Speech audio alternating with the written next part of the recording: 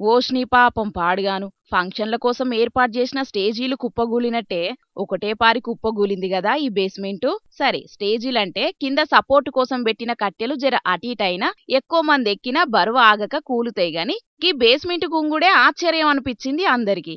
ఇక అసలు ముచ్చటేందంటే రాజన్న సిరిసిల్ల జిల్లా వేములాడ మున్సిపల్ పరిధిలో డబుల్ బెడ్రూమ్ ఇండ్లు కట్టే కార్యాన్ని పోయిన సర్కార హయాంలో సురువు చేసిండ్రట.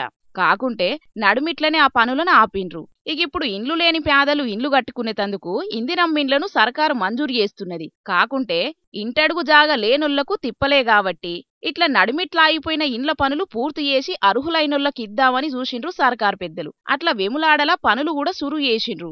ఇక పనులు చూడనికి ఎమ్మెల్యే ఆది శ్రీనివాస్ సారు, కలెక్టర్ గరిమా అగర్వాల్ ఇంకొంతమంది అధికారులను తీసుకొని పోయి చూస్తుంటే లటుక్కున బేస్మెంట్ కూలబడేటాళ్లకు అక్కడున్నోళ్ళంతా మస్తు బుగులు పడ్డారు. మొత్తానికైతే పక్క పొంటి ఉన్నోళ్ళంతా ఎంటనే అలర్ట్ అయి ఎవ్వలు కింద పడకుండా పట్టుకునుట్లా ఎవ్వలకేం దెబ్బలు దాకకుంటేనే బయటపడ్డారు. లేకుంటే పెద్ద పర్షాన్ కథే ఉండేది. పనులు చూడనికి పోయినోళ్ళు అవే పనులు చెయ్యంగా ఆగమయ్యే కథే అయ్యేది. మరిగ అంత నాసిరకంగా పనులు చేసిన మూతవారి కాంట్రాక్టర్ ఎవలో, గట్ల పనులు చేయించిన అధికారులు ఎంత పనిమంతులు ఎవలో తెలియదు గాని ఆ పని మాత్రం పనిమంతుడు పందిరెత్తే కుక్కతోక తగిలి కూలిందన్నట్టే అయ్యింది.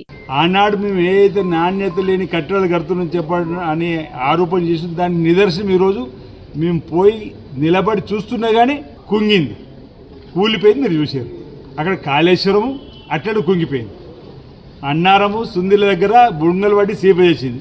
ఇది కేసీఆర్ కేటీఆర్ ఆనాటి బీఆర్ఎస్ పరిపాలన జరిగినటువంటి నిర్మాణాలు. ఇంకా భవిష్యత్తులో ఏమెక్కడెక్కడ ఏం జరుగుతుందో వాళ్ళ.